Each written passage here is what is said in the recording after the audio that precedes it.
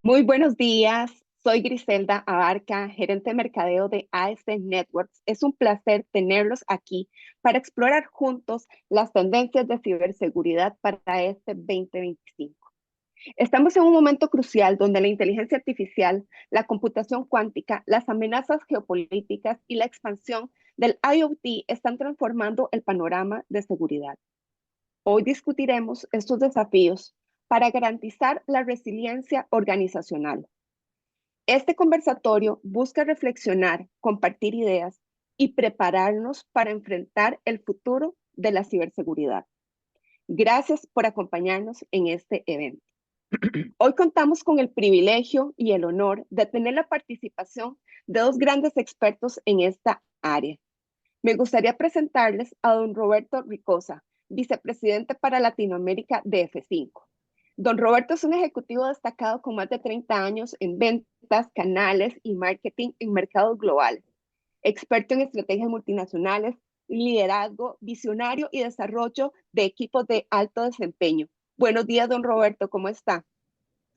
Excelente, muchísimas gracias, Griselda. Gracias por la invitación y un gusto estar aquí con todos ustedes. Un placer compartir este espacio con las personas que vas a presentar en unos minutos y sobre todo con una audiencia importantísima en diferentes lugares que se unen hoy para tratar un tema tan crítico como la ciberseguridad. Excelente y muchísimas gracias por estar aquí. Así es, muchísimas gracias a usted por acompañarnos, por aceptar estar aquí en este evento en esta mañana. También me gustaría presentarles a don Daniel Villanueva. Él es vicepresidente y gerente general de NetScout. Orientado a resultados, él es una persona trilingüe y experto en la industria de telecomunicaciones, con un enfoque en América Latina, y es experto en habilidades de comunicación, en resolución de problemas, análisis y liderazgo. Utiliza enfoques muy creativos e innovadores. Buenos días, don Daniel, ¿cómo está? Hola Griselda, bueno a todos. Bueno, gracias por la invitación y un placer estar acá con todos y contento de la audiencia tan populosa, así que felicitaciones también por eso. Muchísimas gracias, don Daniel. Tendremos también la participación de don Luis Gustavo López. Él es nuestro gerente comercial acá en AS Networks y él va a ser la persona encargada de moderar este conversatorio. Don Luis Gustavo es máster en gestión de proyectos con formación en ingeniería de sistemas. Tiene más de 20 años de experiencia en el desarrollo de estrategias para coordinar las áreas corporativas de venta y marketing. Buenos días, don Luis Gustavo, ¿cómo están? Hola, muy buenos días, Giselle, y buenos días a todos, señores panelistas y a todas las personas que se conectan en este webinar tan importante. Muy buenos días y bienvenidos todos. Muchísimas gracias. Te cedo la palabra y podemos iniciar Ujú. con este conversatorio. Gracias, Griselda. Buenos días una vez más, buenos días a todas las personas que están conectadas en este momento. Estamos muy contentos de tenerlos aquí, tenemos una audiencia importante y estamos muy contentos porque, bueno, como lo decía Griselda al principio, hoy vamos a hablar de tecnología, vamos a hablar de cosas que nos afectan realmente y cómo podemos verlas. Y para eso tenemos estos dos panelistas de corte internacional que nos van a ayudar a ver la visión y la proyección y qué tenemos que hacer, realmente cómo se ve en materia de tecnología. Entonces, ¿qué les parece si comenzamos con un tema que nos afecta a todos, en mayor o menor medida nos ha afectado y que no se escapa? Me refiero al tema de ataques, ataques avanzados que cada vez son más frecuentes, ataques de DDoS. Y vamos a ver, la sofisticación de los ataques de DDoS va a continuar aumentando cada vez más con un enfoque especial en la infraestructuras críticas como servicios financieros y servicios públicos. Todas las botnets evolucionadas van a utilizar técnicas avanzadas de comando y control, exigiendo soluciones mucho más robustas de detección y mitigación. Entonces, les pregunto, a ver, hablando de tendencias, Daniel, ¿qué te parece si arrancamos contigo primero? La primera pregunta, Daniel, Perfecto. Yo ¿qué creo que tendencias? Ajá, elaboraste bien las tendencias que tienen que ver con DDoS. De hecho, estas tendencias se han visto proyectadas y se han visto predecidas en cierta forma durante los años, yo diría que muy correctamente. Lo que es cierto, básicamente, es que cada vez hay más superficie de ataque. Superficie de ataque es, bueno, por dónde nos pueden atacar. Cuanto más dispositivos haya online, más posibilidad de generar o de recibir ataques de negación de servicio. Esto también va muy en relación con lo que son los IoT, ¿no? Cualquier dispositivo que sea IoT es plausible de tener alguna infección que permita hacer básicamente cualquier cosa, desde generar phishing hasta generar ataques de negación de servicio, en convertirse en un bot que haga lo que la gente mala quiere que haga. Así es. De hecho, nosotros en laboratorio, y creo que está publicado ahí en forma pública, estuvimos probando con diversos dispositivos de IoT, empezando por los más sencillos, una cámara, empezando con algo tan simple como una heladera y dispositivos muy simples. Bueno, el resultado del laboratorio fue que al conectarse a Internet, los más débiles, los menos preocupados por la seguridad, que básicamente son el 99% de todos los dispositivos IoT, no tienen conciencia de seguridad, se infectaban con algún tipo de bot a los 25 segundos, entre 15 y Mm, 25 segundos. Se reseteaban todos a cero fábrica, se volvían a probar conectándolo a una internet normal, nada cualquiera, como ahora estamos conectados a internet, y a los 15, 20 segundos se volvían a infectar con cualquier tipo de bot. mm, Lo cual eso hace la necesidad extrema de ir por la protección absoluta o por la visualización de lo que está aconteciendo.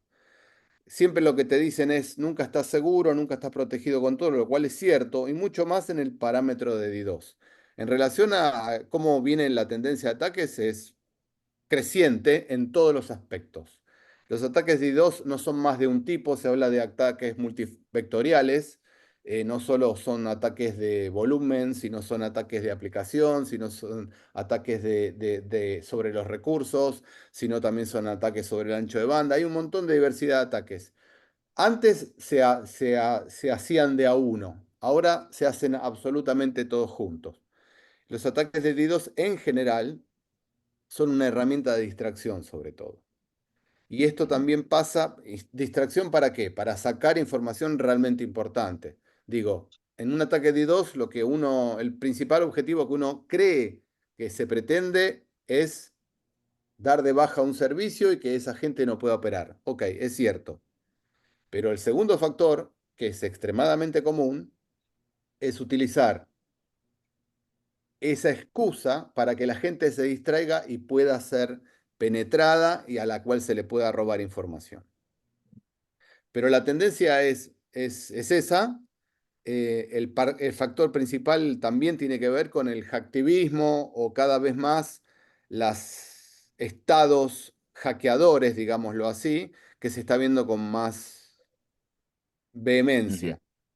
Uno ve correcto. una guerra en particular, digamos, la más que tenemos todo presente, la de Ucrania, y la cantidad de ataques que se generan al mismo tiempo que está la guerra son infinitamente superiores a lo que realmente pasa en la guerra. Con lo cual, eso va a seguir creciendo exponencialmente, diría yo. Correcto, correcto. Y ahora que mencionas eso, importante lo que mencionas, el tema geopolítico, la parte de gobierno, la parte de sectores públicos y privados. Yo te pregunto, ¿qué papel juega la colaboración entre el sector público y privado en materia de protección de infraestructuras críticas contra el DDoS? ¿Cómo lo ves? ¿Qué piensas?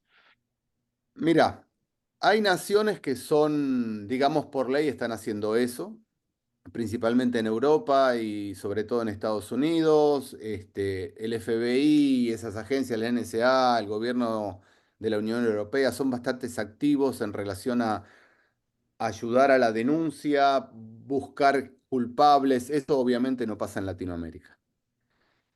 Lo que sí pasa en Latinoamérica, también pasa en el mundo, es una colaboración o por lo menos una intención de los gobiernos de estar un poco más atentos y poder tener herramientas de este tipo, que realmente son pocos las que lo tienen, herramientas de este tipo para entender qué está pasando y avisar con antelación o incluso mitigar y encontrar.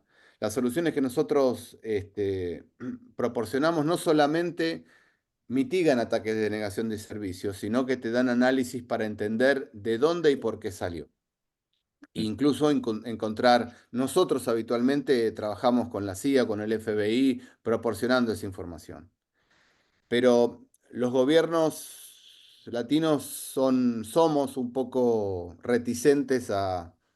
Nos encanta poner regulaciones por todo, pero no nos encanta compartir información o hacer un trabajo proactivo, preventivo de lo que tiene que ver con eso. Se están haciendo iniciativas, hay iniciativas en todos lados. Con esto que estoy diciendo, digo, iniciativas públicas, realmente públicas, no de un ente, no digamos el IRS, no un ente tratando de entender qué está pasando o protegiéndose a sí mismo, sino entes públicos, CSIRTs nacionales, que estén compartiendo información o por lo menos tratando de entender.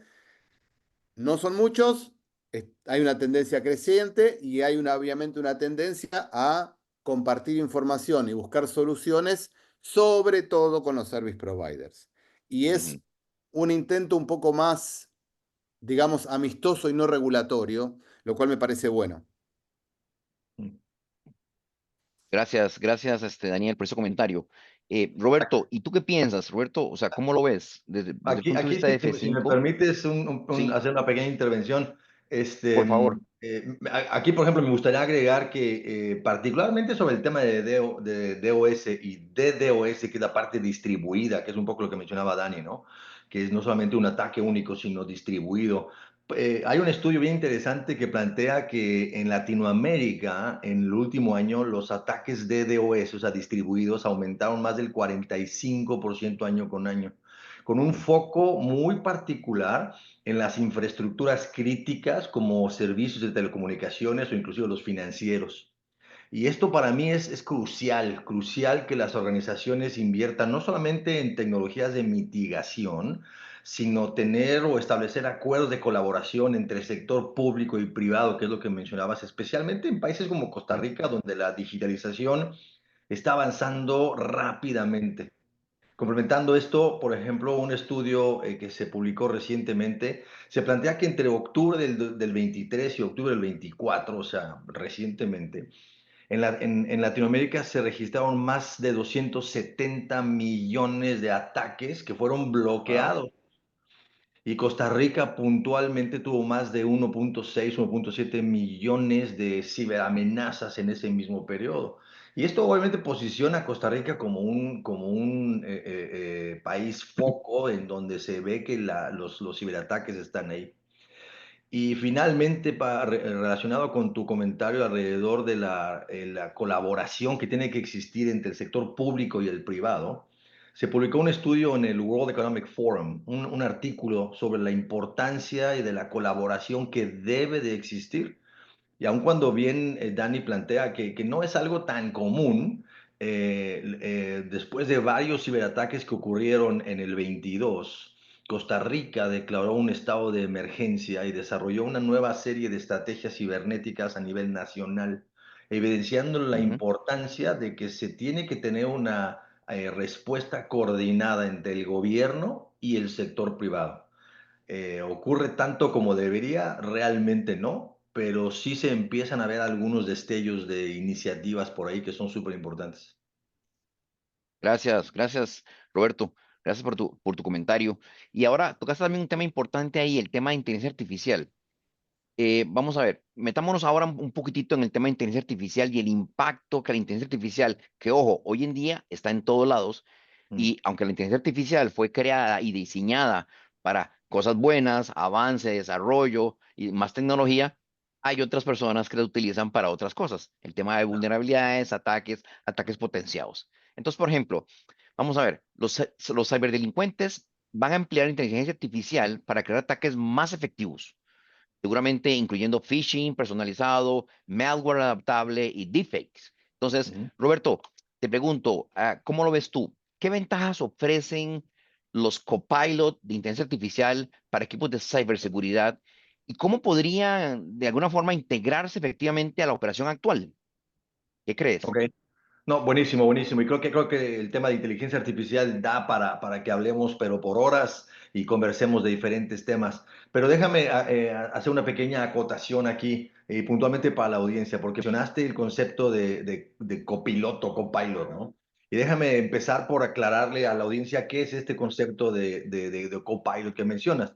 Un copiloto es básicamente una herramienta o un sistema impulsado por inteligencia artificial y está diseñado para colaborar con personas en tareas específicas, proporcionándole asistencia, recomendaciones o incluso algún tipo de automatización en el tiempo.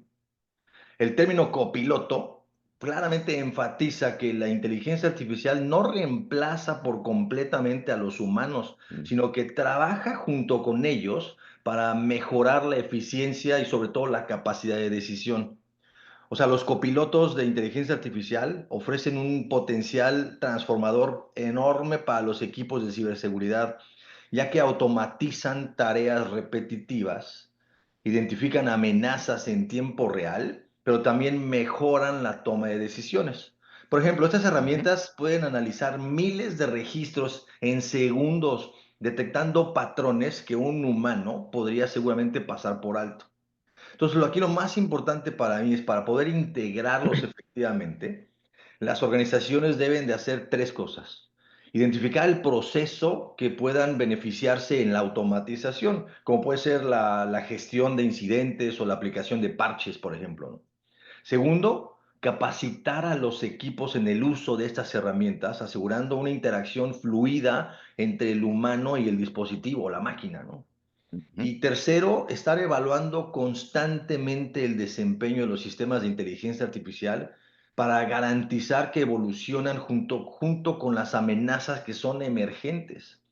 En América Latina, por ejemplo, las empresas han adoptado soluciones tecnológicas a un ritmo súper acelerado. Vemos lo que yo muchas veces describo como el leapfrogging, que es el brinco de tecnológico. En Latinoamérica, tradicionalmente, estamos un poquito atrás en adopción tecnológica porque pasa, por ejemplo, como con los celulares, ¿no? Con el iPhone. La gente utiliza el iPhone 6 y mientras en Estados Unidos brincan del 6, luego al 7, al 8, al 9, lo que pasa en Latinoamérica en general es que del 6 brincan al 10 y del 10 brincan al 16. Lo mismo pasa con la adopción tecnológica, cuando brincan, van brincando adopción de tecnologías, pero siempre van a la última.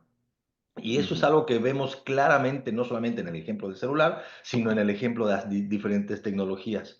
Y inteligencia artificial, sin lugar a duda, es algo que hoy día empezamos claramente a ver cómo se empieza a adoptar en diferentes entornos a nivel mundial. Y Latinoamérica está en el proceso inicial de adopción. Y el concepto de los copilotos que mencionabas es claramente una muestra de cómo las empresas empiezan a explorar la utilización de esto y que como bien mencionabas tiene dos aristas. Una es cómo lo utilizan los buenos, digamos, los que están utilizando la inteligencia artificial para el desarrollo de soluciones y aplicaciones, pero entender que los malos también lo utilizan para buscar e identificar vulnerabilidades. Entonces, esto es una carrera de buenos contra malos y de inteligencia artificial contra inteligencia artificial. Súper interesante. Sí. Oye, una pregunta, ahora que mencionas eso, ¿tú crees que los modelos actuales de inteligencia artificial van a ser capaces de identificar y neutralizar amenazas en tiempo real sin ninguna intervención humana? Mira, la capacidad de la inteligencia artificial para identificar y neutralizar amenazas en tiempo real, hoy día ya es una realidad en muchos aspectos. Sin embargo, la intervención humana sigue siendo fundamental en algunos escenarios, como por ejemplo la gestión de amenazas avanzadas, el análisis contextual. Siempre el contexto es súper importante, ¿no? Los sistemas de inteligencia artificial pueden proporcionar recomendaciones rápidas y ejecutar acciones Mm, predefinidas, pero siempre la supervisión humana asegura que las decisiones sean precisas y sobre todo éticas, que eso es algo que todavía en la inteligencia artificial el concepto de la ética no está todavía muy ahí. Ahora, en el futuro muy cercano veremos un equilibrio entre inteligencia artificial y expertos humanos, donde la inteligencia artificial va a manejar el volumen y la velocidad, mientras que los humanos se van a enfocar en la estrategia y en la adaptación. Para diferentes empresas en Centroamérica, en Costa Rica, por ejemplo, este equilibrio puede ser y debe ser una ventaja competitiva que les permita adoptar un enfoque mucho más proactivo sobre todo frente a ciberataques complejos, que como mencionaba Dani, hoy los ciberataques no es solamente por un vector, sino por múltiples vectores, y ahí es en donde la capacidad de inteligencia artificial de analizar qué es todo lo que está pasando en el entorno es donde va a ser una gran diferencia, una ventaja competitiva para los que puedan y sepan defenderse de estos ataques y sobre todo también quienes proactivamente lo utilicen para proteger lo más importante de su infraestructura, que son sus datos.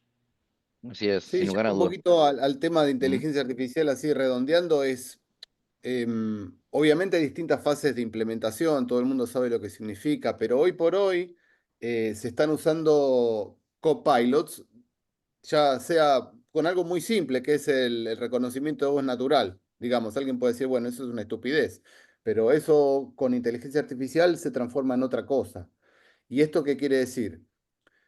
Hoy los atacantes están usando voz natural para generar ataques interpretados por la inteligencia artificial para entender lo que quieren ujú. hacer.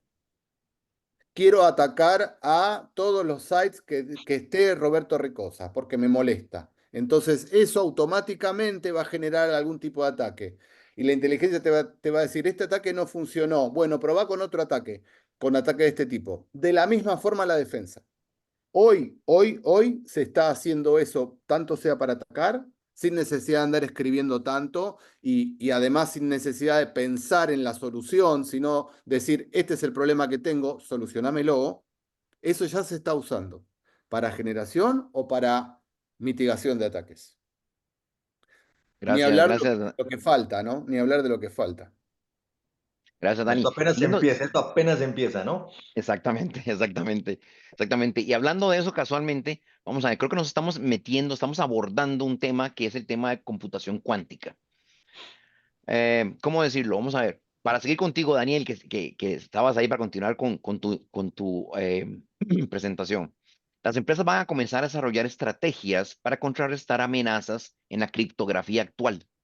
Entonces, anticipando los riesgos de la computación cuántica en las siguientes décadas, ¿qué crees tú, Daniel, que puedan ser los principales desafíos que enfrenta la criptografía actual ante la llegada de la computación cuántica hoy en día?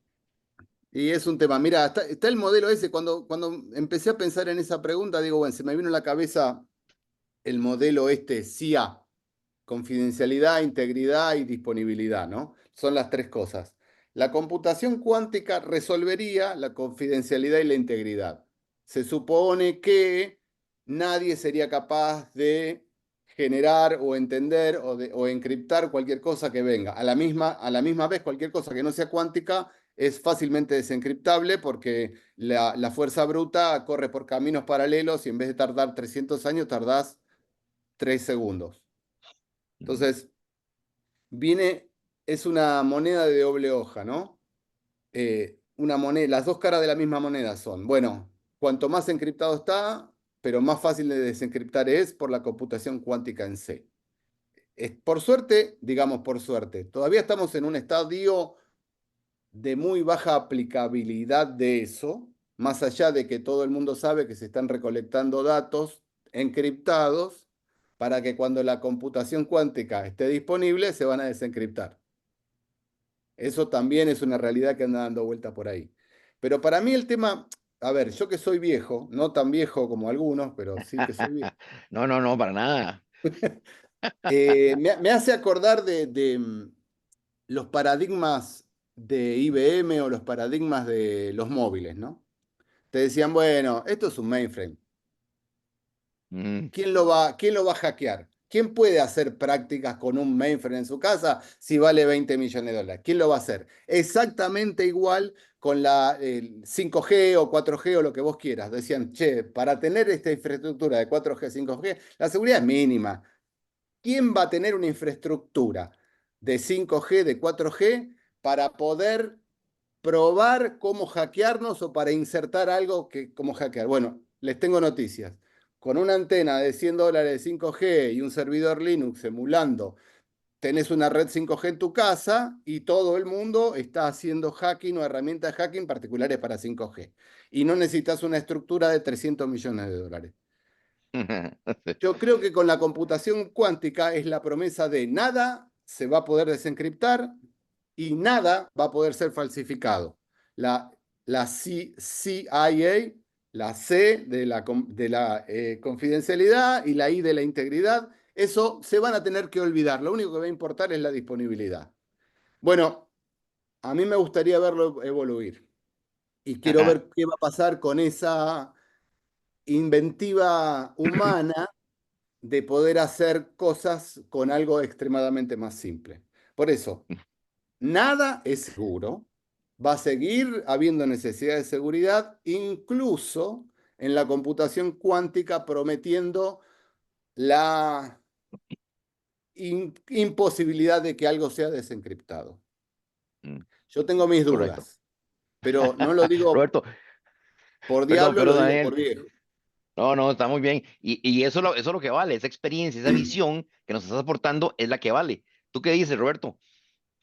Mira, yo creo que hemos visto a lo largo del tiempo muchas tendencias que han empezado a tener más relevancia hoy. O sea, así como Dani, algunos que tenemos algunos añitos en esta industria, hemos visto cómo varias tendencias han empezado a tener sentido. Por ejemplo, si nos vamos hace algunos años, el concepto de movilidad era algo que empezábamos a tener. ¿Por qué? Porque el móvil se convirtió en el dispositivo que nos permitió acceder a información desde cualquier momento, en cualquier lugar. Y afortunadamente hoy un dispositivo móvil nos permite, ya no es un celular, un dispositivo móvil nos permite acceder a lo que queramos. Entonces, esa es una tendencia que empezó a ocurrir. Regresemos hace, no más, digo, 20 años, el tema de móvil no era tanto como lo es hoy. Hoy día no podemos pensar en un mundo sin movilidad, sin dispositivos móviles. Y digo móviles no solamente de celular, sino la movilidad de nosotros. Entonces, pensemos eso como una tendencia. Otra tendencia que en ese momento no tenía mucho sentido, no lo entendíamos, era el tema de la nube, la información en la nube. Voy a mover mis datos a la nube, los voy a administrar en la nube. Antes era todo en mi data center, en mi disco duro. Todos nosotros teníamos Correcto. el disco duro externo para conectarnos a la laptop, para tener Sí, sí. nuestro respaldo y todo eso. Eso ya no es tan así. Hoy tu respaldo lo tienes en algún lugar, en algún momento. Entonces, y después la tercera tendencia que tenía mucho sentido era IoT. Entonces todos decíamos, pero IoT, ¿yo para qué quiero dispositivos? O sea, yo tengo mi celular, tengo mi laptop y hoy justo estaba hablando con alguien recientemente cuando reinstalé aquí el acceso a Internet en la casa y me preguntaban cuántos dispositivos tienes en la casa. Y te pones a pensar y desde cámaras, literalmente refrigeradores están conectados, la televisión, eso, todo, o sea, no sé, encontramos como 56 dispositivos conectados, ¿no?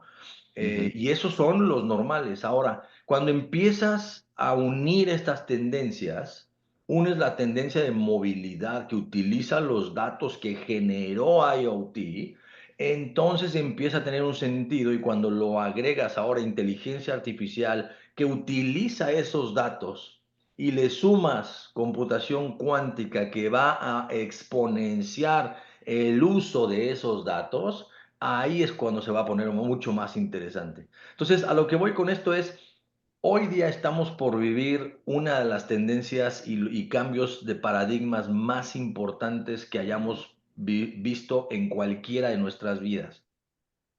Hay un estudio que plantea que estamos por ver más cambios tecnológicos en los siguientes 10 años que en los últimos 100, que sería el mm, equivalente a traer a alguien de 1920 y sentarlo enfrente de esta computadora y que entienda que Dani está en algún lugar del mundo, no sé si está en Argentina o en Europa o no sé, Luis Gustavo, tú puedes estar en Costa Rica o no, no importa en dónde estamos, pero estamos teniendo interacción con todos estos asistentes que se están conectando desde un ujú. dispositivo virtual, no sé en dónde, y estamos teniendo una colaboración.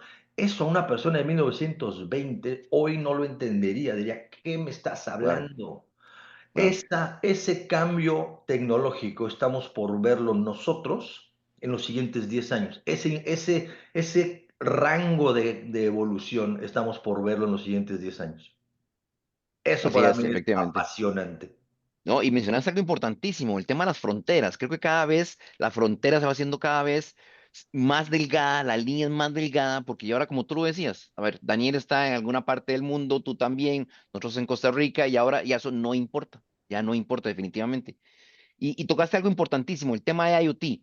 Entonces, Daniel, qué crees en el tema de IoT, por ejemplo, em, ah, cosas como en suministro de IoT?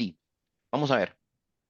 ¿Qué medidas proactivas podríamos estar implementando en las organizaciones para mitigar el tema de riesgos y todo el tema de la cadena de suministros de la parte de IoT?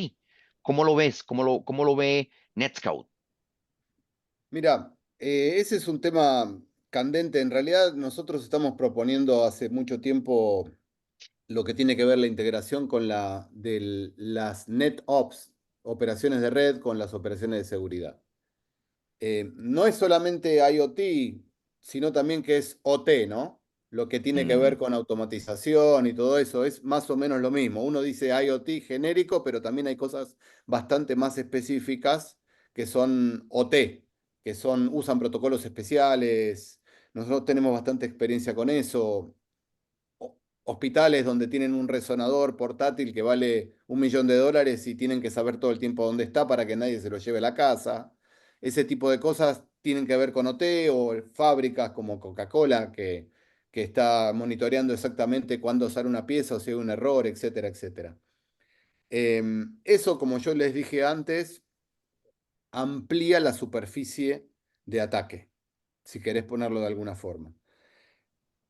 Pero también Roberto mencionó, de per se, si yo tengo inteligencia artificial o todo lo que estuvimos hablando hasta ahora, si yo no tengo Ujú. información contextual, es bastante más difícil saber qué está pasando. Y esa información contextual, la industria, tiene que ver con la captura de paquetes y de datos y de metadatos. Esa información hoy, la industria de la seguridad está diciendo desde hace 20 años que hay que tener flujos, que hay que tener un SIEM, que hay que tener un montón de otras cosas y paquetes capturados. El tema de capturar paquetes era algo impensado hace 20 años atrás porque era carísimo. Hoy por hoy es una realidad y nosotros desde Netscout somos lo que le hicimos posible.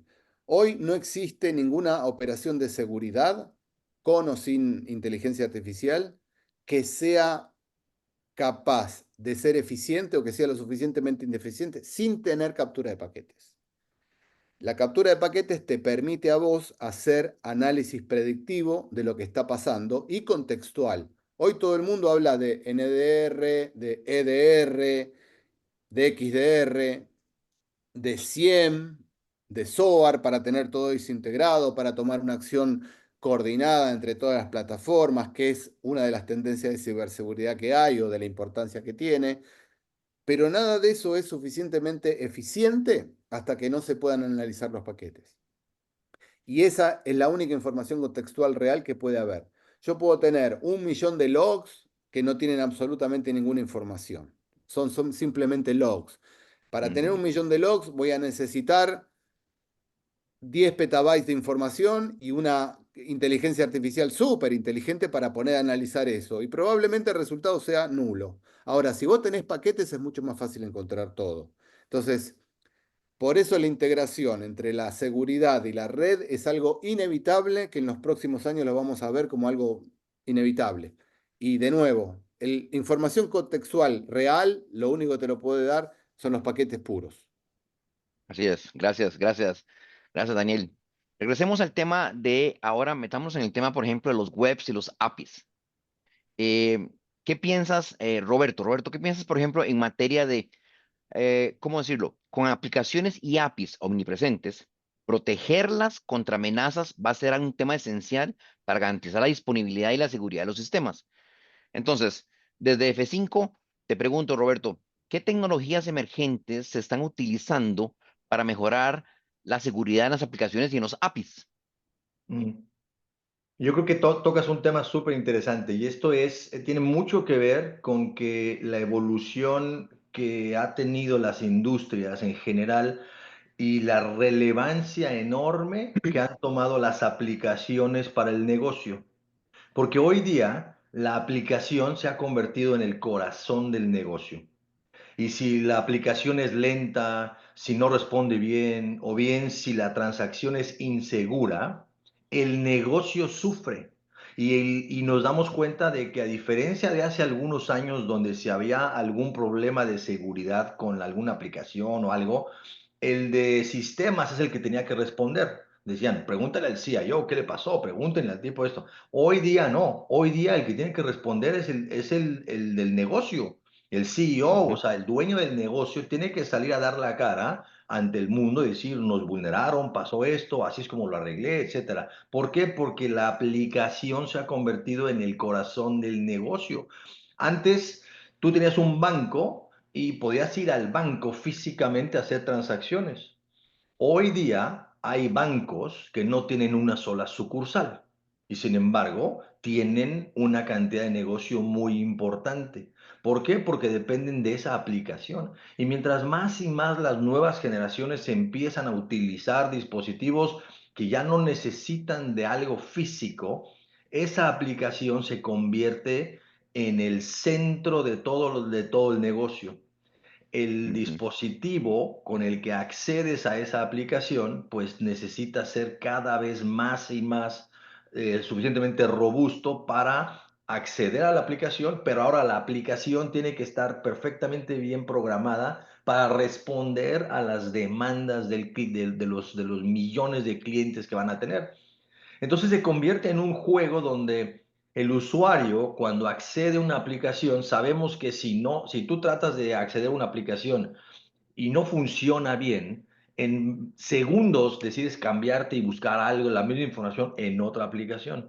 Eso tiene muchísimo que ver con que la aplicación sea capaz de responder a todo esto. Y hablo de la aplicación porque también, y aquí los invito a la audiencia a que se cuestionen cuántas aplicaciones tienen en su dispositivo. Si no lo saben, váyanse directamente, si tienen un iPhone, por ejemplo, se van en Settings, se van en About o en acerca de, y se van en aplicaciones. Yo aquí tengo 268 aplicaciones en mi dispositivo. Wow, ¿Qué significa? wow, Que sí. tener 268 aplicaciones, hay varias cosas que están pasando ahí. Seguramente tengo una cantidad importantísima de credenciales, o sea, de user ID y password Ujú. para acceder a a esas aplicaciones. Pero también tengo otra cosa que está pasando en todas estas aplicaciones, que son las APIs, que mucha gente las conoce, pero tal vez algunos no entiendan muy bien qué es. Es básicamente los conectores tras escenarios que ocurren entre las diferentes aplicaciones para intercambiar información. Y entonces, ¿qué significa? La gran relevancia de que los delincuentes, los hackers, por así llamarlos, pues van a tratar de penetrar y robar información dentro de las credenciales, por ejemplo, para robarse las credenciales, usando técnicas para entrar a esa aplicación, pero también si no lo pueden conseguir, se pueden meter por las APIs. Entonces es extremadamente importante que los clientes entiendan que para proteger sus datos no es solamente importante proteger la aplicación, sino proteger las APIs. Y ahí es en donde este dispositivo mío tiene 268 aplicaciones, pero tiene miles de APIs. Y esto Claro. llevémoslo al entorno de las empresas. Entonces, hemos visto nosotros una cantidad impresionante de robo de información relacionado con la falta de protección de las APIs y sobre todo de algo muy importante que es el área de desarrollo. Cuando genera una aplicación, arma una aplicación y puede crear un API. Y después dice, ¿sabes qué? Ahora voy a hacer un API 2, API 3, API 4 porque me voy a conectar con diferentes y genera diferentes versiones de APIs. Y nos hemos dado cuenta de que los clientes en muchísimos casos, muchísimo, mucho más común de lo que creen, tienen APIs zombies o son APIs que están simplemente activas, pero nunca las apagaron porque las Ujú. empezaron a utilizar para hacer pruebas y las dejan abiertas. Es el equivalente a ponerte a abrir las ventanas en tu casa y dejarlas abiertas pensando que no va a pasar nada. O peor aún, no saber que las tienes. Entonces, una de las cosas más importantes que nosotros hacemos, por ejemplo, es el descubrimiento de APIs.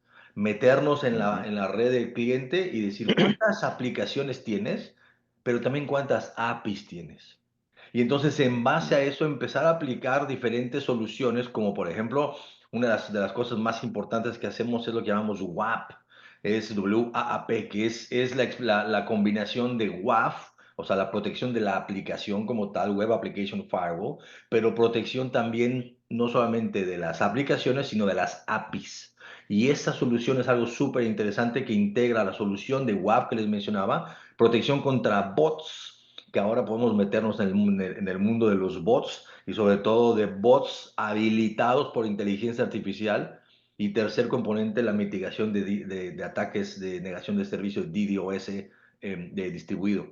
Entonces, WAP es una de ellas, autenticación sin contraseña, lo que es el passwordless, es una segunda tendencia súper ujú, importante. Y la ujú. tercera es el de los navegadores empresariales seguros, donde puedas garantizarle al usuario que está, digamos que utilizando navegadores que les permitan estar en un entorno seguro. Entonces, hay mucho más por hablar, pero simplemente resumiendo un poquito esto, para mí lo más importante que quiero que la audiencia se lleve es la relevancia de estar protegiendo las aplicaciones y las APIs. Ojo con eso, lo repito, no asuman que el proteger su aplicación lo es todo. Pueden dejar la puerta de atrás abierta y los delincuentes se van a meter por donde sea más fácil. Y qué bueno que lo dices eso, porque efectivamente los delincuentes están en eso, revisando esas puertas traseras, revisando esas ventanas por donde meterse y por dónde vulnerar.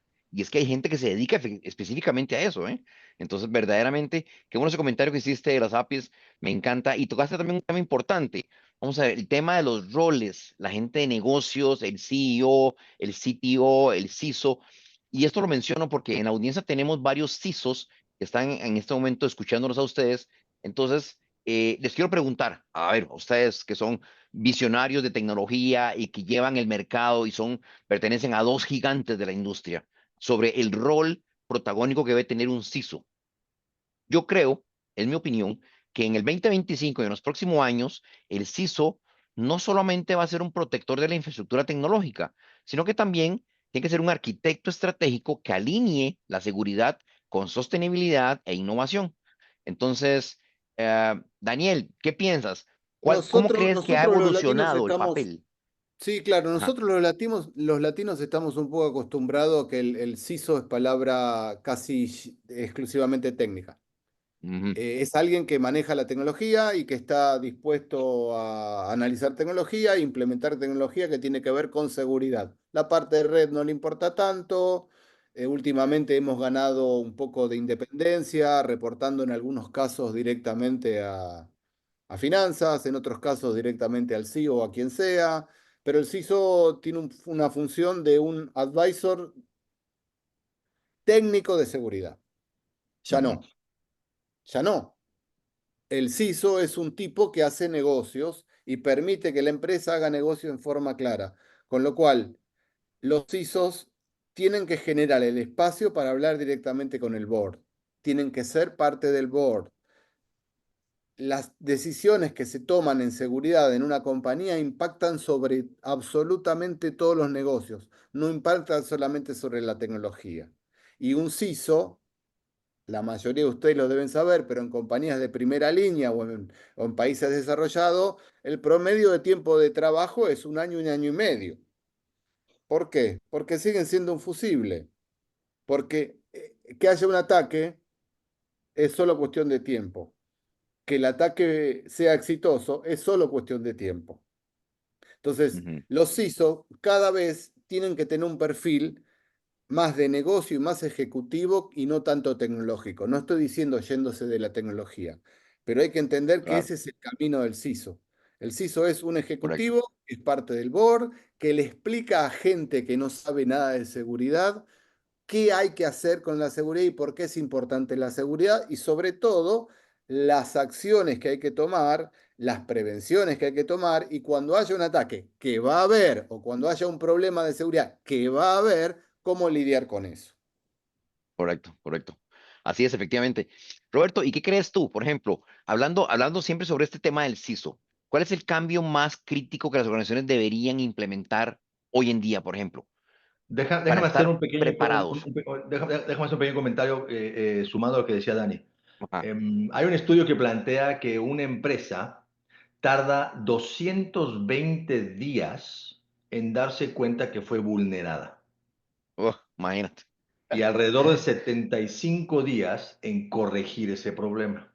Esto es casi un año de tener a alguien durmiendo en el ático de tu casa y tú no lo sabes. Y nunca te Eso diste es un cuenta. problema enorme. Y entonces, ¿quién es últimamente el responsable de eso? Pues obviamente ante el mercado, pues es el CEO, no el CISO, es el CEO. ¿Por qué? Porque le está impactando al negocio. ¿Ok? Correcto. Pero sin embargo, ante el resto, pues el CISO, la gran responsabilidad que tiene el CISO es parte de lo que decía Dani, lo reitero. Primero que nada es alinear la seguridad con los objetivos del negocio. O sea, él tiene que hablar el lenguaje de la junta directiva. Él no es el tipo de sistemas. O sea, Mm, el de sistemas desaparece el rol de sistemas porque ahora sistemas se convirtió en el negocio. No hay sistemas, no hay negocio. Para un banco correcto, digital no hay correcto. negocio si no hay aplicación. Para cualquier empresa que hoy día quiera evolucionar y seguir siendo relevante en este mundo, tiene que tener una plataforma digital que funcione siempre, que funcione bien y funcione de una manera segura. Entonces, el concepto de Correcto. seguridad tiene que ser algo que venga y el responsable de ser el principal promotor de eso, sin lugar a duda, es el CISO. Segundo tema que mencionó Dani también, él tiene que ser el responsable de dominar las tecnologías emergentes. O sea, él es el que tiene que traducirle la tecnología de blockchain, por ejemplo, o de inteligencia artificial, o de criptomonedas al board. Ese es su trabajo. Ujú, O sea, yo no espero que el board de una empresa entienda todo eso, pero sí lo debe de entender el CISO. Ese es su ujú. trabajo. Su trabajo es el traducir toda esta tecnología al negocio y por eso es de que es súper, súper relevante el rol del CISO. Y tercer punto es el de liderar con un enfoque colaborativo. O sea, él no puede decir, yo soy de sistemas, a mí no me toquen, ese es el del negocio. No, no, no. Este es el Exacto. dueño de que la empresa funcione. Si no funciona la empresa, un telco, por ejemplo, una telco, un proveedor de servicio, si no funciona la infraestructura, pues no hay servicio. Y si no hay servicio, no hay clientes. A Así una es. plataforma de consumo en retail online, si no funciona la plataforma, no hay negocio. Si la plataforma no es segura, los clientes van a dejar de estar usándola. Y a uno de los grandes problemas que existe hoy es el daño reputacional que se le da a una marca cuando no tiene buena seguridad. Es el equivalente cuando tú ibas a un restaurante y al día siguiente te habían clonado la tarjeta. ¿Qué es lo primero que haces? Decirle a todos tus amigos, no vayan a ese restaurante porque te van a robar tu tarjeta. El mesero les Sí. roba los datos. Ahora ya no necesitan hacer eso porque físicamente no necesitan tu plástico. Se pueden robar tu información de muchas otras maneras. Sin embargo, ¿cuántas veces no hemos escuchado a alguien que dice, me robaron mis datos o me hackearon en esta plataforma? Ujú. Y entonces el daño reputacional es enorme. Y eso es algo que el CISO tiene que ser el que haga la conexión de la parte técnica y tecnológica con el board, pero esto no es un asesor, es parte de lo responsable de que esto funcione. Gracias, gracias, Roberto. Definitivamente esta sesión ha estado muy nutrida y ha estado verdaderamente llena de información y de mucha visión. Pero quiero que agarremos un momentito porque tenemos unas preguntas por ahí. Griselda, si nos puedes cooperar, por favor. Me parece que hay un par de preguntas de la audiencia. Sí, correcto. Nos preguntan por acá qué opinan sobre el uso de ciberseguridad basada en la nube frente a soluciones locales. ¿Qué ventajas y desventajas ven en cada enfoque? No sé quién gusta responder esta pregunta. Yo puedo empezar. Venga, Dani. Ni sí, ni no, ni blanco, ni negro. Eh, Hay ventajas y desventajas de acuerdo a qué tipo de solución estemos hablando. Eh, la industria, como siempre, va teniendo oleadas. Nosotros en Nescau desde hace 20 años hablamos de la seguridad híbrida. Eso quiere decir seguridad on-prem y seguridad en la nube. La industria estuvo dando vueltas diciendo, no, no, no, toda la seguridad tiene que ser on-prem, hace 10 años atrás. Después, 5 años atrás dijeron, no, no, no, no tiene absolutamente ningún sentido tener seguridad on-prem, todo tiene que ser en la nube. Y hoy la tendencia es que la seguridad tiene que ser híbrida, lo que Nescau venía diciendo desde hace 10, 15 años. Hay ventajas y desventajas de cada cosa. Depende de qué tipo de seguridad estamos hablando.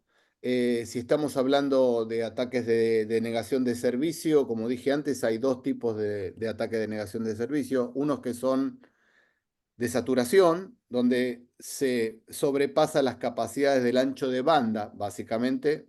Entonces, nada, ningún dato puede entrar. Eh, Obviamente, eso es solamente mitigable desde la nube.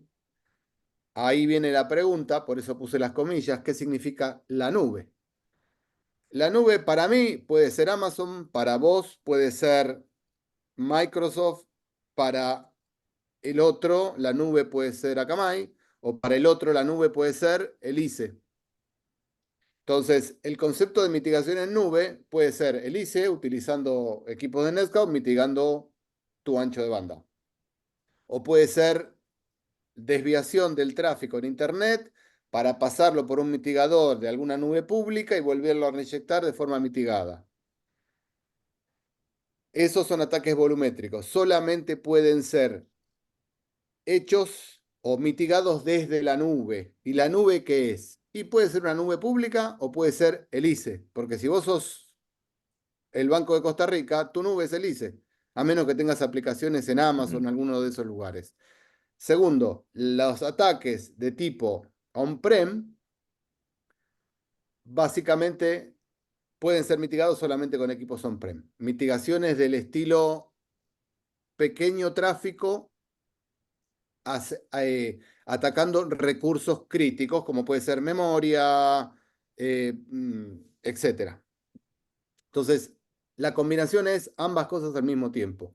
Por otro lado, ¿hace falta la mitigación en la nube? Sí. ¿Dispositivos de seguridad que tengan que interactuar con la nube? Seguro que sí. ¿Dispositivos de seguridad virtuales exclusivamente adaptados a la nube? También.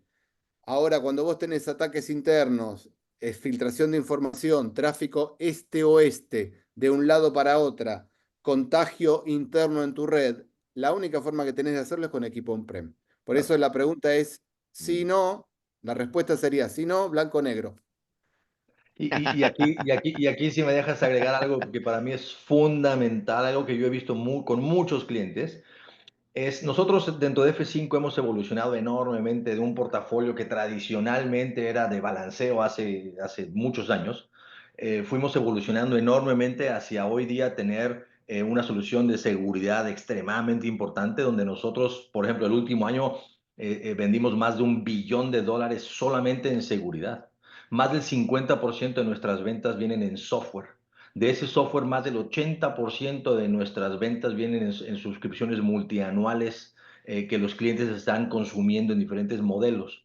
Entonces, esta evolución que hemos visto, pues nos permite también darnos claramente una visión de qué está pasando en la industria y si efectivamente hubo esta tendencia de vámonos a la nube y muchos clientes empezaron a decir me voy a la nube, pero realmente asumieron erróneamente que el irme a la nube iba a tener las mismas políticas de seguridad que yo tenía on-prem. Y entonces, ¿qué pasa? Lo más importante es, independientemente de si tus despliegues están on-prem o en la nube, que realmente coincido con lo que dice Dani, el mundo híbrido es hacia donde nos estamos moviendo todos. lo más importante que hay que tener claro es que las políticas de seguridad tienen que ser consistentes. Tú no puedes decir, tengo mi política de seguridad de WAF, por ejemplo, en mi on-prem y asumo que la nube me va a dar protección de seguridad porque le hice clic en el WAF. Eso no funciona así, porque eso lo que te está dando es una política mínima de seguridad. Lo que sí hay que asegurarnos, y eso, repito, el rol del CISO es precisamente eso, de definir esa estructura de seguridad donde independientemente de en dónde está, tienes que garantizar al usuario la protección de esa aplicación on-prem, Correcto. en la nube pública, privada o una mezcla de todo. Y una de las grandes cosas que estamos haciendo nosotros hoy día, por ejemplo, es el de tener una plataforma con una consola única que te permita precisamente decir, quiero habilitar un WAF y que entonces si lo tengo en mi plataforma en on-prem, en una nube pública, privada, en Amazon o donde sea, que yo pueda desde una consola única habilitarlo y que me configure toda la solución desde un punto central de configuración y administración. Eso es, a responder la pregunta es, de acuerdo, no es necesariamente mejor una u otra, lo más importante es que sí tengan visibilidad, control y monitoreo de todo lo que está pasando. Gracias Excelente. Roberto, También nos efectivo. consultan, gracias, también nos consultan sobre las capacidades de los equipos de cyber con la proliferación de herramientas y tecnologías de seguridad, donde tener un conocimiento profundo es cada vez más complejo y se buscan perfiles tipo NASA para, o para poder analizar el SOC. ¿Qué opinan al respecto?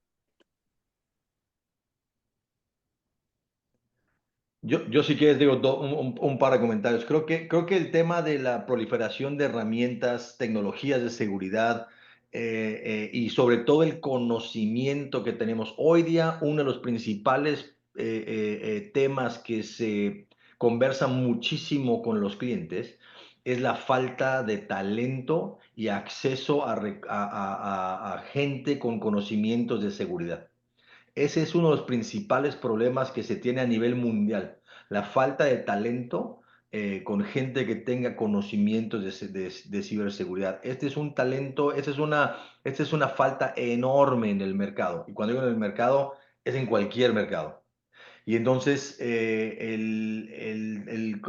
leyendo o releyendo la pregunta, el conocimiento profundo y complejo con perfiles tipo NASA para ser analista del SOC, yo estoy totalmente convencido en que el rol de un analista de un SOC y el dueño del SOC como tal tiene un papel fundamental para el beneficio de encontrar rápidamente el problema, regresando a mi comentario de que un cliente tarda 220 días en saber que fue vulnerado. Lo más importante es cómo lo resuelvo rápido, porque problemas, como mencionaba Dani, van a haber, vulnerabilidades van a ocurrir. Lo importante aquí es cómo me recupero de eso rápidamente y el perfil del individuo que está involucrado en el SOC y con todas las herramientas que tiene el SOC son fundamentales para para reducir ese tiempo. Y van a hacer la diferencia. Son los que hacen la diferencia en cómo mitigarlo. Totalmente, totalmente. Esa es la diferencia. Correcto. Sí, es lo que yo también comentaba al principio, que por ahí pasó desapercibido. Digo, fundamentalmente hoy el modelo es la integración de todas las herramientas que andan dando vuelta de seguridad por ahí.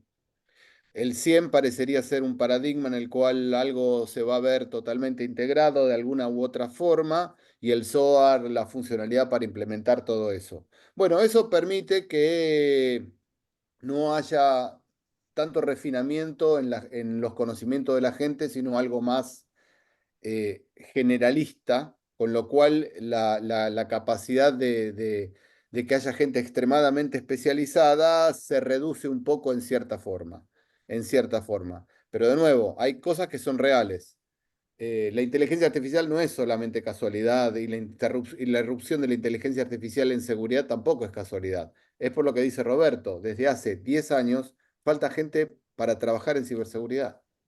La parte buena es que se puede aprender gratis online, los fundamentos clásicos.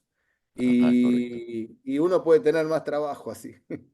Pero bueno, sí, es un desafío que tiene la industria y la inteligencia artificial viene un poco a subsanar esa parte, pero sigue haciendo falta la inteligencia, que es humana.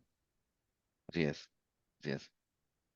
Pero también yo considero que ante este desafío, ahí es donde juega un papel importantísimo el estar aliado de socios como nosotros, ¿correcto? O sea, contar con apoyo de este tipo, ¿verdad? De marcas tan reconocidas donde estamos allí para apoyarle, si no cuenta con ese personal, con ese conocimiento, con ese expertise, para nosotros poder asesorarle, ayudarle, acompañarle y que así el cliente pueda enfocarse plenamente en su negocio, ¿cierto? Sí, totalmente. Eso es lo que y ahí es importante esto, diferenciar los buenos de los malos.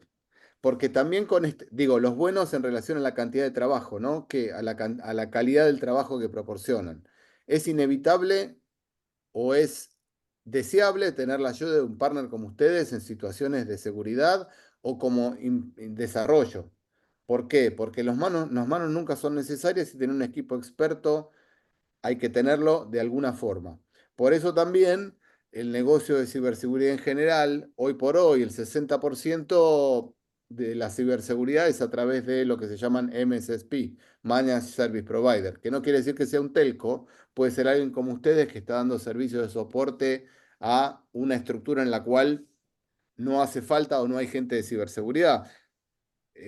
Yo estoy seguro que empresas medias, chicas medias de Latinoamérica, que realmente son chicas medias, no son chicas medias de Europa, Estados Unidos, eh, no tienen CISO y probablemente no tengan nadie que sepa de seguridad. Ahora, esa gente tiene un interés por la seguridad, claro. ¿Cómo lo implementan? Y bueno, lo implementan a través de un buen partnership como con ustedes o un buen partnership a través de algún otro managed service provider de seguridad.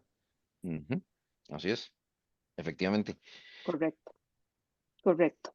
También nos consultan qué creen que en Latinoamérica las empresas ya entendieron que necesitan tener un CISO sentado en el board o estamos en un punto donde aún nos quedamos esperando que ocurra un incidente para darse cuenta y buscar al CTO y preguntar qué pasó. Eso nos pregunta Don Luis. Y eso lo mencionaba precisamente, ese tema lo tocó Roberto casualmente y lo mencionaba y la perspectiva también Daniel. Mira, yo te puedo decir, es algo muy curioso. Tradicionalmente, y a diferencia, por ejemplo, de lo que ocurre en Estados Unidos. En Estados Unidos, por ley, cuando hay algún tipo de vulnerabilidad, la empresa te tiene que comunicar como usuario que hubo una vulnerabilidad. O sea, yo soy, por ejemplo, cliente de AT&T, y esto digo, no estoy revelando ningún secreto de Estado. AT&T recientemente fue vulnerado, le robaron millones de credenciales. ¿Qué pasa? Yo recibí una carta de AT&T en mi domicilio donde me dijeron, señor Roberto, nos robaron datos, nos robaron muchísimos datos. Creemos que sus datos fueron robados, pero no estamos 100% seguros. Sin embargo, aquí le damos las recomendaciones de qué tiene que hacer. Cambie su contraseña, haga esto. Y además, aquí le damos un año de suscripción de esta protección de robo de identidad pagado por AT&T para que usted se sienta seguro. Muchas gracias. Una disculpa. Por favor, siga siendo nuestro cliente. Eso por ley lo tiene que hacer AT&T, no es porque sean buena gente y quieran a sus clientes y estén felices de hacerlo, es porque les toca hacerlo. Lo mismo le pasa a todas las empresas que tradicionalmente cuando son vulneradas en Estados Unidos lo tienen que hacer. Ese nivel de regulación hoy día todavía no existe en Latinoamérica. Yo estuve en la Ciudad de México hace poco y en una reunión de CISOs que tuvimos, se habló mucho de un cliente del sector financiero que no es que él salió a divulgar que lo habían vulnerado, sino que el mercado se enteró porque todos los clientes empezaron a decir, me robaron, me robaron, me robaron, me robaron. Entonces fue un poco la conversación entre los CISOs que estaban ahí hablando de, oye, pero ya que, porque estaba el CISO de esa empresa ahí, entonces, oye, pero cuéntanos qué pasó, cómo lo hiciste. Entonces, A título personal, entre CISOs se hablan mucho y la intención es de que precisamente foros de CISOs entre CISOs son sumamente importantes para compartir eso. ¿Por qué? Porque cuando no, o sea, el ejemplo que les ponía de AT&T, no solamente porque lo tienen que revelar, sino porque eso les abre la puerta a que otras empresas puedan protegerse de algo acá. ¿Por qué? Porque en el ejemplo de lo que les digo de México que nos ocurrió, otro cliente dijo, oye, se te metieron por tal puerto haciendo esto y esto, sí, puchas, yo no sabía, déjame revisar a ver si yo no tengo lo mismo. Y eso, conectándolo con mi ejemplo de 220 días que te están vulnerando sin que des cuenta, este tipo de foros ayuda a que se den cuenta por dónde se están metiendo. Es fundamental. Ocurre no tanto como debería. Entonces yo invito a todos los directivos que tengan reuniones con sus peers de otras empresas y compartan información. No van a quedar mal si dicen me vulneraron, al contrario, le están dejando saber a alguien más cómo evitar que pase algo así. Y qué Ujú. importante eso que usted menciona, don Roberto, porque nosotros tratamos de hacer una mezcla entre eventos virtuales y también eventos presenciales y mencionamos mucho esa importancia de ese networking, de ese intercambio de conversación, de esa eh, eh, traslado de información importante entre lo que yo estoy viviendo, entre lo que a mí me pasó, en que cómo lo logré solucionar, ¿verdad? Entre sus mismos pares. A veces no nos imaginamos que me pudieron haber vulnerado por esta manera, ¿verdad? Y qué importancia a esos momentos, ¿verdad? De intercambiar esa información que si bien es cierto es información sensible, pero que puede ayudar a otros, ¿verdad? Entonces, este networking es importantísimo. De acuerdo. Continuamos con otra pregunta. Nos dicen por acá que en un entorno de ciberseguridad que está en constante evolución, creo que vamos a ver esta, no, era de la mano con la pregunta, más bien la respuesta que nos dio Dan Daniel, que mencionaba que ahora es muy fácil también certificarse online, ¿verdad? O sea, nos preguntaban desde el punto de vista de las certificaciones, si siguen siendo relevantes para los ingenieros de ciberseguridad hoy en día y cuáles certificaciones creen que serán más valiosas en el futuro para aquellos que quieren avanzar en esta área. Mira, también esto de las certificaciones son modas, digamos, ¿no? A todo el mundo nos gusta tener el cuadrito que diga soy CISP, soy, no sé, certificado en tal cosa. Está bueno, es una decisión personal. Yo les voy a decir la verdad, yo no lo tomo como hoy por hoy un must. Yo, es una decisión extremadamente personal. A ver, yo no tomo a nadie porque esté certificado o porque no esté certificado. Normalmente el tema de las certificaciones, yo tomo a alguien porque sabe o no sabe. El tema de las certificaciones a veces es muy caro, es difícil de sustentar. Muchas empresas muchas veces pagan las certificaciones de sus empleados, le hacen firmar algún tipo de NDA para que no se vaya porque tiene la certificación, el que da la certificación. Hay un montón de cosas alrededor de. Yo creo que tener una certificación siempre está bueno porque ayuda un montón, pero no es top. Hay certificaciones de seguridad que son súper importantes, o sea, interesantes, que dan visiones globales de negocio y de tecnología, porque uno se puede certificar en qué, en una tecnología en particular por un tiempo y un periodo. Cuando uno toma certificaciones de seguridad, o si le gusta la parte de penetration test o de consulting, hay certificaciones que son estándar y que están buenas y que abarcan a toda la industria. Eh, yo creo que cada vez va a haber menos certificaciones más complicadas. Ya les digo, las genéricas, Penetration Testing, CISP y todos esos tipos de certificaciones que combinan un poco de negocio con metodología y con tecnología, son buenas. Después, tener certificaciones de vendors está bueno, pero a mí no me hace ninguna diferencia. De nuevo, personal.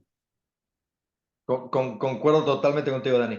Para mí es, y ojo, no quiero que se interprete que la educación no es importante, es extremadamente importante. La educación es fundamental porque a fin de cuentas es lo que te da la posibilidad de la toma de decisiones más rápido. Pero yo estoy convencido, por ejemplo, desde mi óptica, hay dos cosas, la actitud y la aptitud. Para mí es mucho más importante la actitud que la aptitud de la persona. Porque puede ser que tengas todas las certificaciones del mundo, pero seas un patán y no quieras ayudar a nadie. O prefiero a alguien que tal vez no sabe todo, pero tiene la mejor actitud de cómo ir y buscar la respuesta de la mejor manera como tenga que encontrar la respuesta. Eso para mí es mucho más importante que el que tiene todas las certificaciones del mundo. Ojo, repito, no quiero que se interprete que el que es buena gente la va a hacer. No, no, no, no. Tiene que haber un balance entre las dos. Tienes que tener un poco de las dos, pero si tengo que escoger, pasando ciertos límites mínimos de conocimiento, de aptitud, lo que hace la diferencia para mí es la actitud. Totalmente, totalmente. Totalmente, Y sí. para ir cerrando, tenemos por acá la última consulta ya del evento. Nos preguntan que si consideran viable el uso de herramientas middleware o de integración como Microsoft, Amazon, API, Gateway, AWS para el desarrollo acelerado de aplicaciones con un mayor grado de seguridad. Ahí, si me permites, te digo rápidamente, yo lo que pongo es, o sea, definitivamente el uso de herramientas como middleware, integración como MuleSoft, API Gateway, AppSync, cualquiera de estas puede ser, o sea, viable para el desarrollo de aplicaciones con un mayor enfoque hacia la seguridad. Pero para mí tienen que estar complementadas con soluciones que ofrecen una protección mucho más robusta y escalable, especialmente en entornos complejos y altamente dinámicos como los que estamos hoy. O sea, estas herramientas son excelentes para simplificar el desarrollo e integrar los servicios, claro, y tienen que tener un enfoque principalmente sobre la funcionalidad y la conectividad, pero están dejando ciertos aspectos avanzados como la seguridad como un gran desafío. Por ejemplo, y es a lo que mencionaba hace un minuto, ¿no? En F5 nosotros vemos estas herramientas como una parte del ecosistema, pero aquí la gran relevancia de incorporar soluciones, por ejemplo, como la que mencionaba, el Distributed Cloud Services, que es esta plataforma que les mencionaba, que ofrece una solución avanzada para las APIs, para las aplicaciones, desde su creación hasta la operación, incluyendo cualquier mitigación de amenazas contra bots, ataques de día cero, por ejemplo, o la explotación de vulnerabilidades en tiempo real. Y esto cuando lo complementas con toda la solución de la plataforma on-premise tradicional o de soluciones como Nginx, que es nuestra plataforma de open source tradicional de despliegue y protección de APIs, API Gateway, por ejemplo, pues yo lo que les diría es no se enfoquen solamente en decir ya la nube me da esto, que es lo que mencionaba antes, haz clic aquí y funciona. La magia no es tan así. Es un tipo de solución, pero lo más importante es que se entienda que los diferentes componentes van a ir sumados. Y aquí a lo que mencionabas también hace un minuto, Griselda, la gran importancia de trabajar con un socio que les ayude a la integración de todas las soluciones, porque no hay una solución que funcione para todo. Eso no existe. Si alguien te dice yo te resuelvo todo, no es cierto. Necesitas tener la combinación de diferentes soluciones y un socio que te ayude a integrar estas diferentes soluciones. No, y la parte buena también es este tipo de aplicaciones, que hay un concepto que desarrolló en los últimos años o permeó en los últimos años que tiene que ver con que las aplicaciones tienen que ser seguras desde el inicio, y es decir, desarrolladas con un concepto de seguridad desde el principio. Antes se hacía todo al revés. Se hacía la aplicación y decían, bueno, después vemos que seguridad hace falta. Ahora se nace con el concepto de seguridad, que eso está bueno. Estas aplicaciones facilitan esto, estos sistemas facilitan esto. Pero acá hay algo fundamental que entender, que también que siempre se habla de las capas de cebolla, ¿no? La seguridad es capas de cebolla. Esto es una capa más de la cebolla. Ahora, no te quita que tengas que tener otras capas, que no tengas que tener otras capas que vean la integridad de todo y sobre todo la interacción de las partes. Esas son cosas fundamentales. ¿Es bueno? Sí, es útil totalmente. La mayor ventaja que tiene este tipo de cosas son la seguridad está conceptualmente desde el día cero, no quiere decir que no exista. Por ejemplo, el API de OpenAI fue usado, debido a un bug, fue usado por mucho tiempo para generar ataques de denegación de servicio. Inevitable, pero pasó y sigue pasando todavía. Entonces, eso no te garantiza que de per se la seguridad esté resuelta. ¿Ayuda a la seguridad? Claro. Hay un concepto básico de que empezamos pensando en seguridad, buenísimo. Ahora sí, faltan las otras capas de la cebolla. Eso nada más quería agregar. Muchísimas gracias, don Daniel. Muchísimas gracias, don Roberto, por este conversatorio tan importante que hemos tenido con toda esta transferencia de conocimiento de tanta relevancia. Esperamos que para nuestra audiencia todo esto haya sido de gran valor. Gracias, Luis Gustavo, también por haber moderado este espacio. Les informo que pronto estará en nuestras redes sociales la grabación de este evento por si gustan compartirlo con sus colegas, con sus compañeros de área, repasar algún tema en específico. Y también, pues, nuevamente, estamos aquí para servirles, estamos aquí para ser ese socio de negocio, para ayudarle a usted en todo este papel de la ciberseguridad. Estamos aquí a sus órdenes para servirles. Podemos coordinar una cita para un 1 a 1 y ver en específico si usted tiene alguna necesidad concreta. ¿Correcto, Luis Gustavo? Así es, correcto. Gracias, Griselda. Efectivamente, por favor, déjenos saber cómo les podemos ayudar. Tenemos un ejército de ingenieros, especialistas consultores y tenemos marcas fabricantes líderes, dos gigantes como NetScout, como F5, que tienen soluciones robustas, sostenibles en el tiempo y con nuestro apoyo y soporte local podemos ayudarles a ustedes con sus requerimientos. Déjenos saber cómo les podemos apoyar entonces. Muchísimas gracias, don Roberto. Muchísimas gracias, don Daniel. Sabemos que su tiempo es muy valioso y para nosotros ha sido todo un honor contar con su participación en esta Así es. mañana. Gracias a la estimada audiencia también por habernos acompañado y que estén muy bien. Hasta pronto. Muchísimas Muchas gracias a gracias. todos. Un abrazo. Chao, Robert. Hasta luego. Muchas Gracias. gracias. Chao, Chao. gracias. Hasta luego.